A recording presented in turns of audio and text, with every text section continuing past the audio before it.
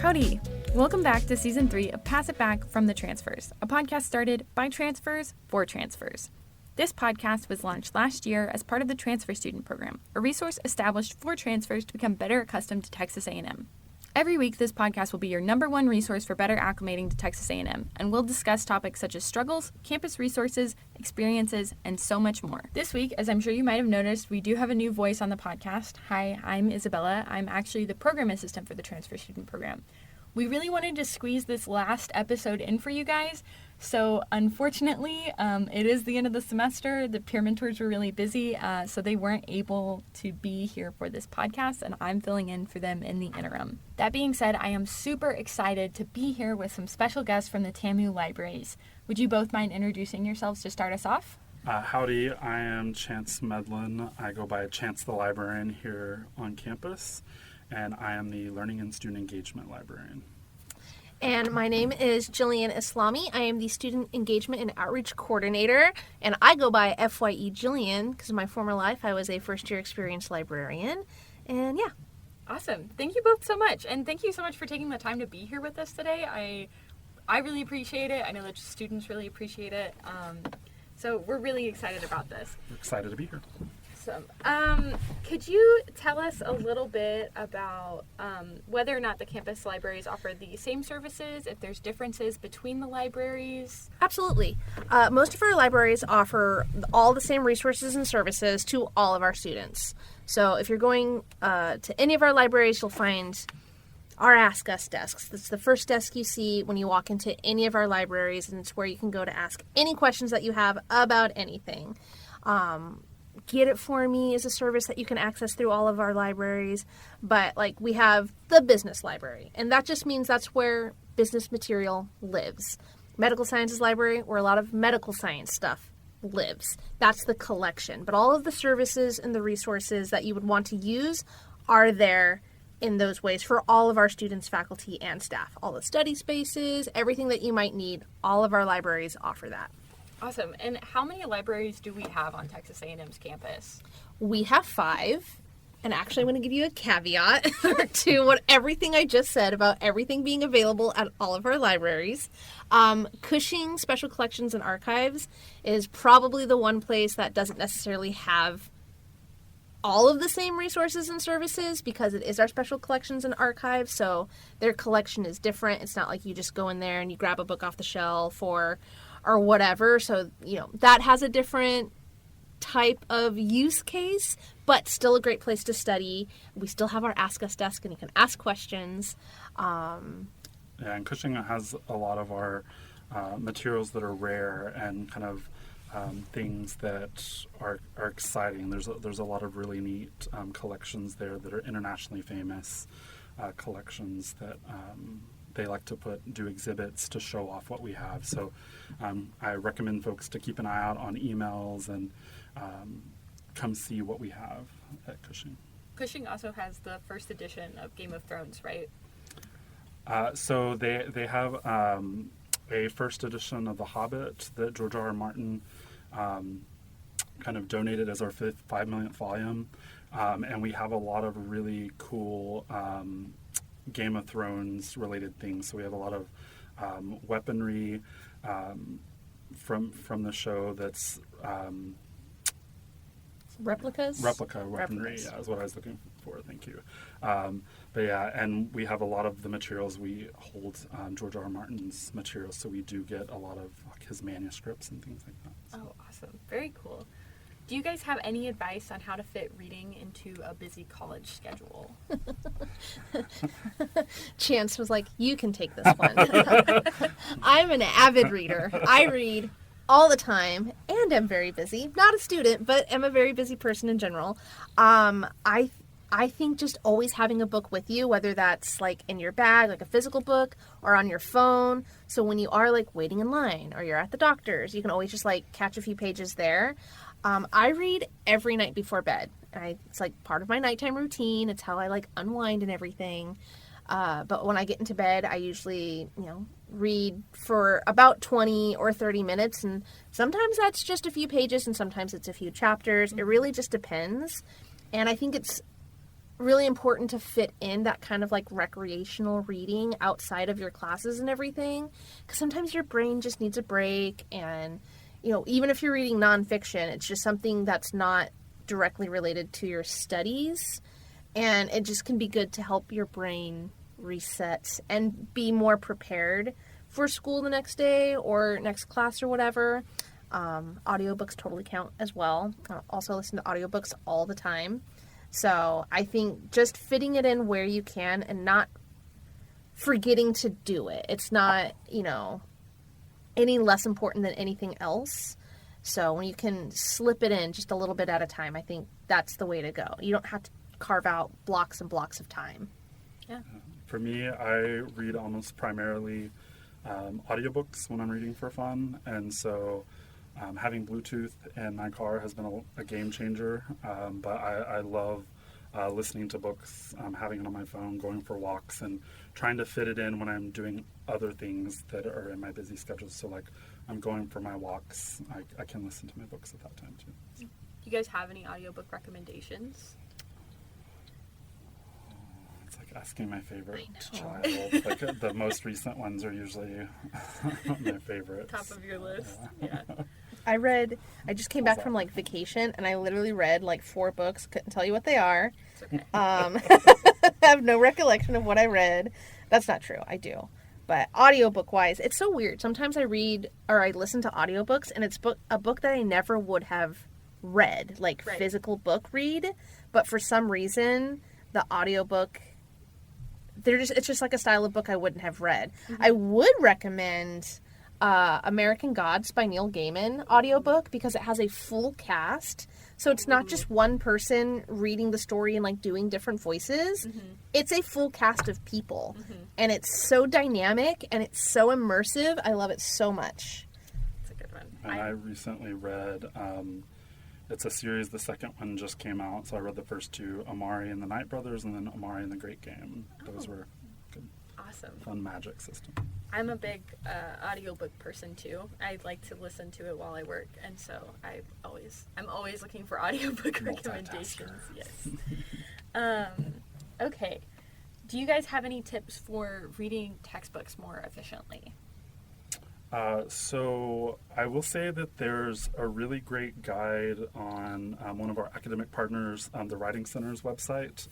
It's actually under like their faculty section, but I always show students this because I'm often asked to kind of talk about like when you're about to start something and you're doing like academic reading.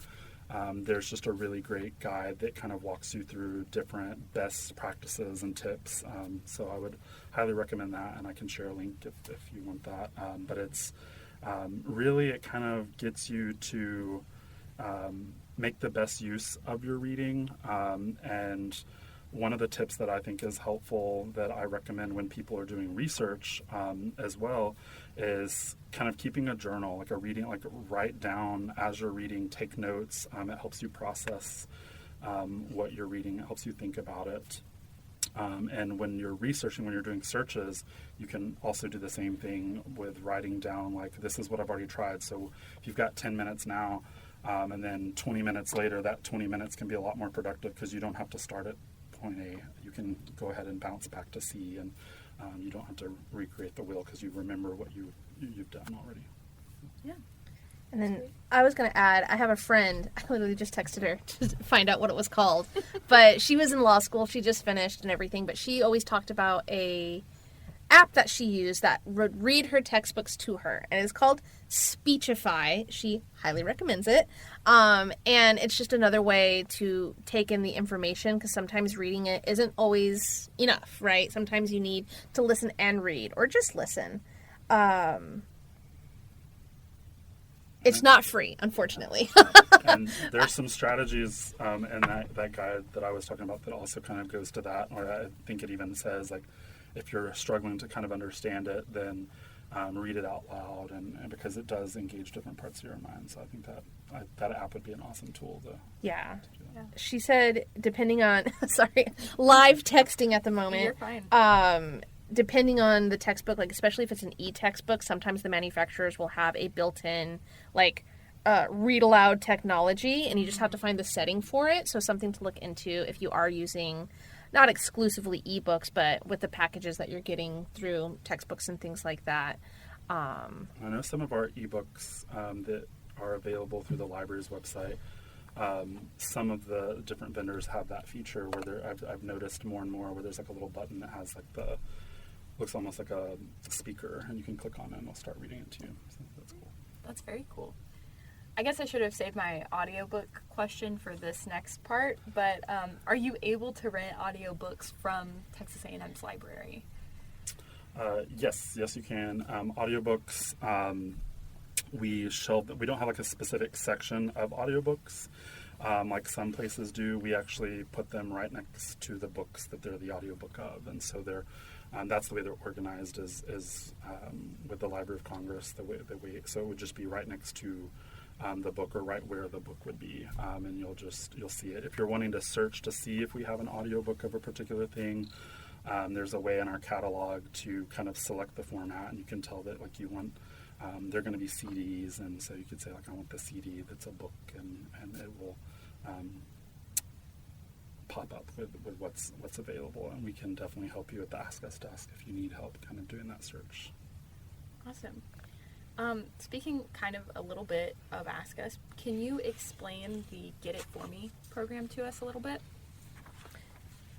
Yeah, Get It For Me is basically a service that we provide for our students for free. No matter what, in the libraries, you should never have to pay money. So it's a free service. Take advantage of all the free while you can. And it's basically, if we do not have a book or material, a resource, if we do not have that and you need it, we will find it for you, wherever that is, at other libraries, and have it sent to us to give to you. This also works for if you want to request a book and pick it up later, so we still have it, but you just don't want to come to the library and look for it right now. You can request it through Get It For Me, and usually in like 2-ish days, depending, you can come pick it up at the Ask Us desk that you designate. Yeah, the very first time you do a Get It For Me request, you kind of have to put your information in just to register. But it is something like you've already paid with your student fees. You're going to have access to this. I know other libraries, different places might charge per request. We don't do that. So it's something that you have access to, and you can tell us what you're looking for. All the information you have, the better. Like if you need it to be a particular format, like you have to have the physical book, let us know. If you don't care, sometimes we can get, if you just need a chapter, sometimes we can scan that chapter and have it the same day. If it's an article, if you're ever doing like a Google search or trying to find something and it's asking you to pay, like Jillian said, you should never have to pay for something while you're a student at A&M. You can put in a Get It For Me request. A lot of times we have partners across the world, and they often have it and can scan it and get you a link pretty quickly. Yeah, I remember when I was a student, I actually got a book through Get It For Me from Texas Tech, and I laughed when I got it, and I was like, oh, this is from Tech's library. So I think that's a really awesome program. That's so cool. It's always fun to see where they come from. I checked out a book through Get It For Me, and it came from Waco.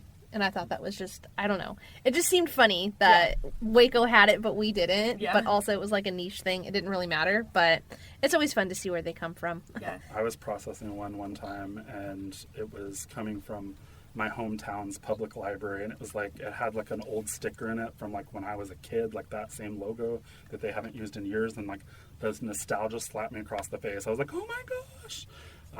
And to kind of just let people know how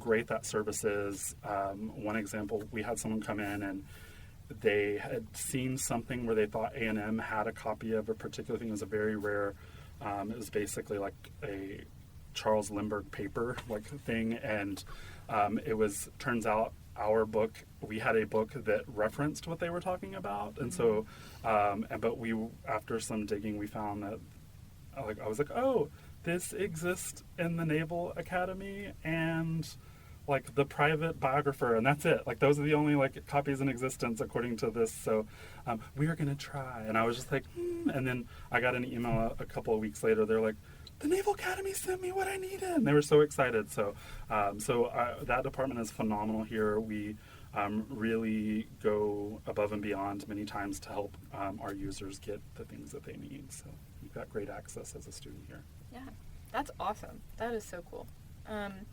So previously on the podcast, the topic of banned books and the banned book list has come up. I know that typically when we're talking about banned books, it's more about high school libraries. But just for the sake of our viewers who might not have heard of it before, or maybe don't know what it is, could you guys talk about it a little bit for us? So yeah, banned books, I would say, is something that happens definitely across the nation. I feel like we've been seeing it a lot more in the news. Us in libraries, I feel like we talk about it. It is something that in libraries, we often celebrate, like the freedom to read. And so there is like a banned books week where it's kind of, there's a list that comes out from some library organizations that lists like, these are the books that have been banned the most. And it is something that you see much more in public libraries and elementary libraries and middle school, high school. It's not seen as much in academic. It still does happen here and there where folks will kind of push back on content that's available. But that's one thing I think that's great about academic libraries is that there is much more kind of a freedom of thought of folks are trying to learn, and we have a lot of great access to information, and there's lots of different uses of information. I think banned books weeks, and when you hear about the book challenges and stuff, it provides an opportunity because things are much more, in a way, accessible in academic libraries because we're not necessarily we're not being challenged for what's on our shelves, so it gives people the opportunity to look into it and learn more. Like Chance said, it's like a learning opportunity, but it's a hard reality that we live in, that so much is challenged and so much is banned when in higher education and academia, we do celebrate that freedom of thought, that, academic freedom to just pick something off the shelf and take it with you and talk about it and everything. So that other aspects of librarianship within public libraries and the school libraries and stuff, it's really hard to see that struggle over there because it just takes away so much opportunities, to learn about different people and different things and different aspects of cultures and things like that.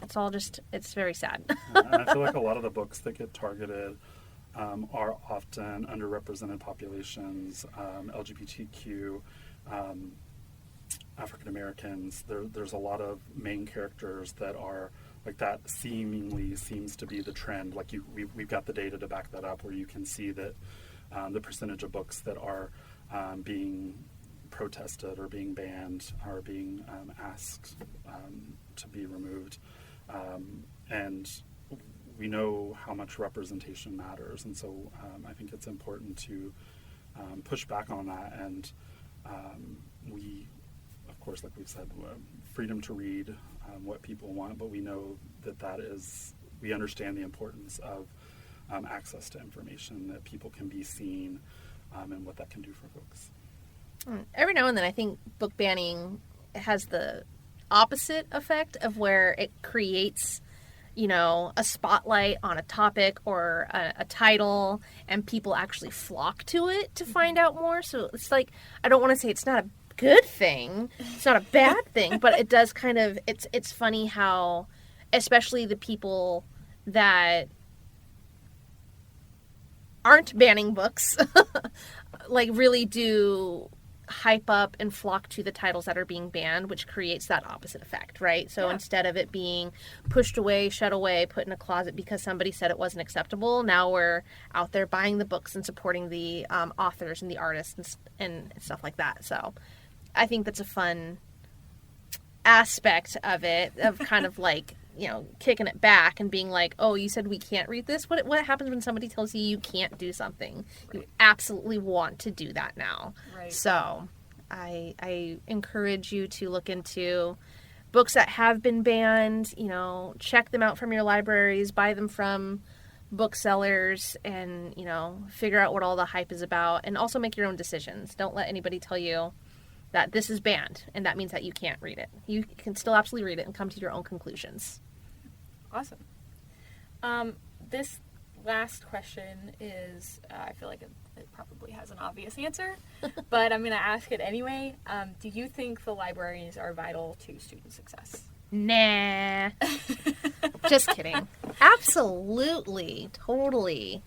I think libraries function in a very different way than a lot of other, like, buildings on campus or services on campus, because we represent so many different aspects of a student's life. You can come here to just be here. Same thing with, like, public libraries. It's the only place that you can just be without having to purchase something or provide something. You can just be here to be here. You can be here to study, meet with friends, beat the heat. But we also have access to incredible resources and services that you can use to help propel your academic career, propel yourself. We do a lot with, like, information literacy, being able to find information, you know, share information, understand and analyze it. So I always say, you know, what you learn in the libraries and the skills that you're developing isn't something you're just going to stop doing once you graduate. These are lifelong skills that we're developing that you will take with you. So it's not only about your student success, it's about your own person's success and being a successful human being in the world. And libraries do that. Yeah, and I feel like so many times people think of libraries and they immediately think of books. And yes, we love books, we love reading, we love the freedom to read what you want. But libraries are so much more. Academic libraries are so much more. And so there's things that we can help you with beyond just books. Like, we're going to be helping you connect to information, but also so many practical things. Like, if you need to check out a phone charger or like a projector or video camera, we have a lot of gadgets and gizmos aplenty, as I like to say. But we do so much more, and we are that space. But to me, a great thing about being an Aggie land is the Aggie Network. We often talk about that as, like, former students, the network of former students. But I believe that is something that exists on campus for current students as well. There's a huge network of support. There's so many people here at Texas A&M that are invested in and are devoted to, passionate about student success. And that is definitely seen in the libraries. But I think it's a great place. Like, sometimes there's so many places of support you're not sure where to go to. Come to the libraries. Come to that Ask Us desk. I like to say we're the concierge of campus. Like, you can get the help that you need. Like, we get all sorts of questions at the Ask Us desk. Like, I literally have had people say, can you help open my thermos? And I loosened it. I tried. But it's okay to ask for help. I think that's one skill, if you have not already learned that before you come to A&M, that students need to learn. It's okay to ask for help. There's so many people ready to help and support you, and come to the libraries. We love helping people find what they're looking for. Don't waste your time. A great rule of thumb is, if you've already spent 5 minutes and you're not finding what you're looking for, it is time to talk to a librarian. If nothing else, it's another set of eyes on your problem, and you can save some time, and time is valuable. You can have more time to read that book for fun, or to take that nap, or to go have fun, explore campus. But yeah, the libraries are definitely here to support you and to help you succeed. I guess I lied when I said last question, because I actually have another one that you kind of brought up. Would you mind kind of elaborating a little bit on all of the other services, maybe not all of them, but just a handful of the other services that the libraries offer, because I know that we do have. Oh, we'll talk about all of them. You can. No, you are more than welcome to. Well, I know that it's a ton. I would absolutely point out where we are right now. I understand this is a podcast. You cannot see us, but you can definitely hear us, and hear us very well, because we're in one of the whisper rooms in the studio. And the studio is a great resource for all of our students, faculty, and staff. It's open to everybody. And these are, like, it's multimedia making. So we have our one-touch studios where you can film videos with whatever, you might need. We have backdrops, curtains, green screens, professional lighting, professional cameras. It's all set up for you. You literally just press a button.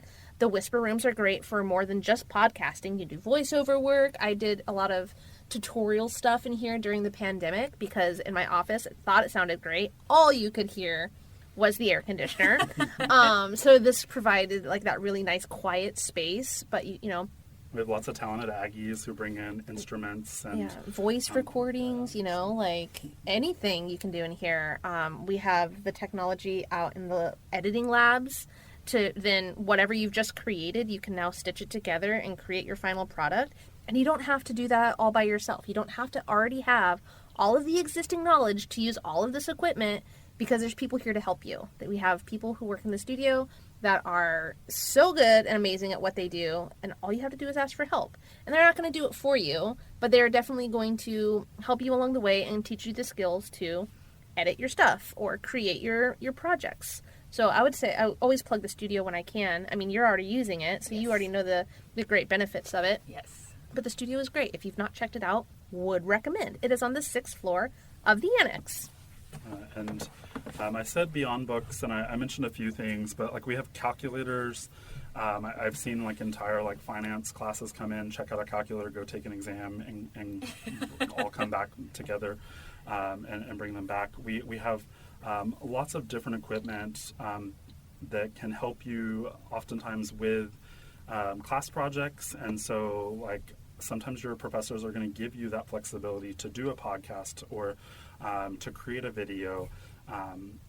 And so we have video cameras that you can check out. There's a lot of opportunities there, but we also realize that Aggies are creative individuals who have lots of passions outside the classroom, and we have a lot of things that can help you in those aspects of your life as well. And so we're never when you're checking out equipment, we're not going to be like, are you using this for a class? Like, you can't check this out unless you're using it for this particular assignment or something like that. We want you to use those things however you want to use them. We may ask some of those questions like for the studio stuff, but that's really just so that we can be prepared. A lot of times we've worked with the professors, we know what they're expecting. So we're not going to like stop you from using it. We're just going to say like, oh, here are some things that have helped students be successful in the past when they've used this. But yeah, we check out quite a bit. Something that Jillian mentioned earlier that I think it's worth repeating is the spaces. We have a variety of study spaces. We know that sometimes like roommate situations can be problematic with like finding a quiet place to study. So we have quiet places. You can actually reserve study rooms up to a week in advance. So like if you can plan, that's great. But we also recognize that sometimes you get out of class early. Miracles do happen. And we have first come, first serve rooms available as well. So if you can find a room that's open, you can walk right in and use it for however long you need it. And we have big tables that you can meet with groups and be more collaborative. I think a lot of times people think libraries and super quiet. We have created spaces for that for those who need it, but we also have plenty of spaces. Like I think that's the comment I get the most when people come in the first floor for the first time is like, wow, it's not quiet. Like there's a hustle and there's a bustle and people are talking and chatting and there's noise from the coffee store. If libraries were a quiet space, I would be out of a job. Yeah. What? And as on the topic of like spaces and everything, we always encourage you to explore all of our libraries because they all have different vibes. They all offer different types of spaces.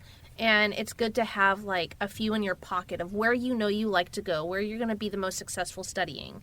And but always have like a few, because if you like it, probably a lot of other people like it too. So if you go to your favorite spot on the 6th floor that's out by the window that looks over Kyle Field and then like everybody else is also there, it's nice to have a backup. So do you have a favorite study spot? Oh, that's a great question. When I was a student, I think probably one of my favorite places to study, I'm going to tell everybody this and it's going to get ruined, but Quad Bucks.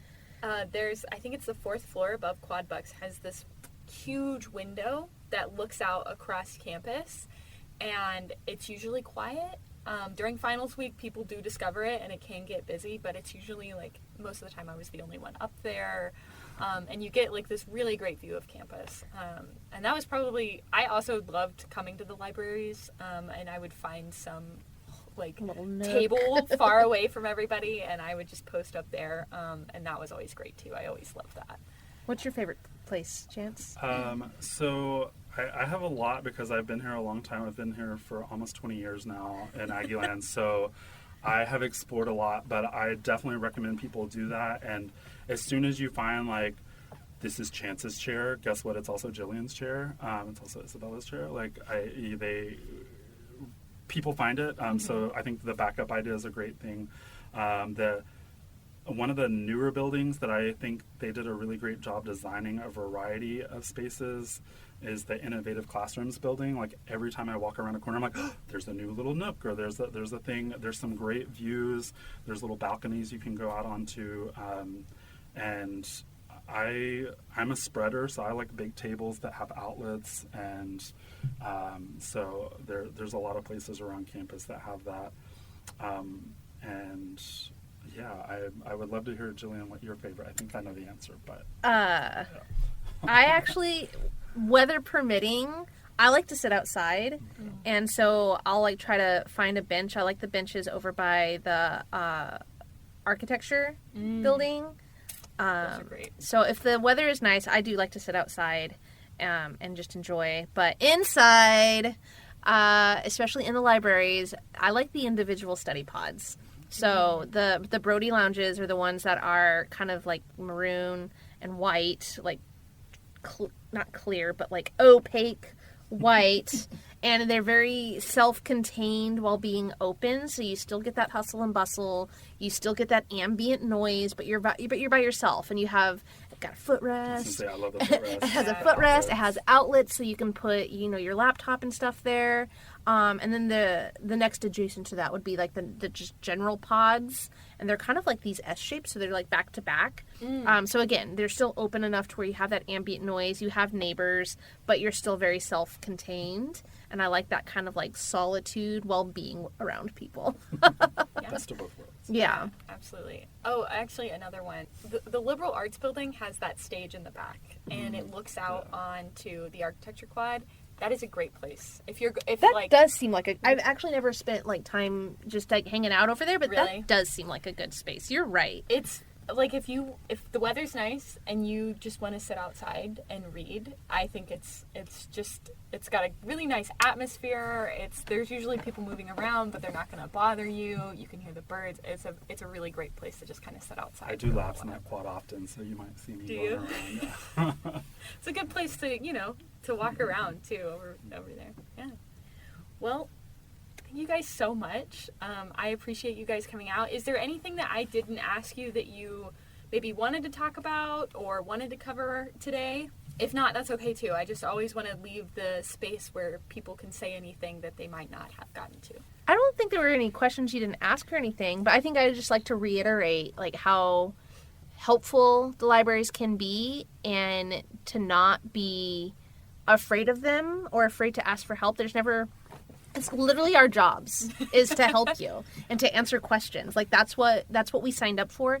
You're never bothering anybody if you have a question. And I would say that for like literally any office that you go into for anything, financial aid, advising, if you need help, ask for help. And if you still don't feel certain, if you feel like your question wasn't answered or you're still confused, ask again. Ask for a clarification. It is our jobs to help you be successful. Yeah. So please don't ever hesitate with the questions that you have. Like Chance said, if it's been more than 5 minutes, ask for help. That goes beyond research. We're experts at this, right? This is our job. This is what we do every day. So we're going to be able to hopefully get to the answer a little bit quicker, and then, again, save you time, save you energy. And that's what we're here to do. So don't ever be afraid to ask for help. It's a really important skill to start to develop, and once you got it, you'll never be afraid again. And you're part of the Aggie family now. Like, welcome. We are so excited you're here, and we want to help you. We want you to be successful, and we're so excited you're here. So come by and see us. Yeah. After this podcast has aired, if you're interested in learning more about any of the resources we've discussed or the tips we shared, a deep dive will be posted onto the Transfer Student Program website. This essentially is a PDF document that goes into further detail about resources we've discussed today and some that we didn't have time to cover. With that being said, we have this really awesome opportunity for y'all to win some TSP swag. All you have to do is send in one tip you were excited to learn about during this podcast. You can send in your response to tsp@tamu.edu. We look forward to hearing from you. All right, guys. Thank you so much for listening. We hope you enjoyed this week's episode of the Pass It Back podcast. Unfortunately, this is the last episode of season 3, and we just wanted to say thank you for listening. While all of the current podcast members have graduated, we know next season will be just as great, and we'll miss you dearly. Thanks, and gig 'em.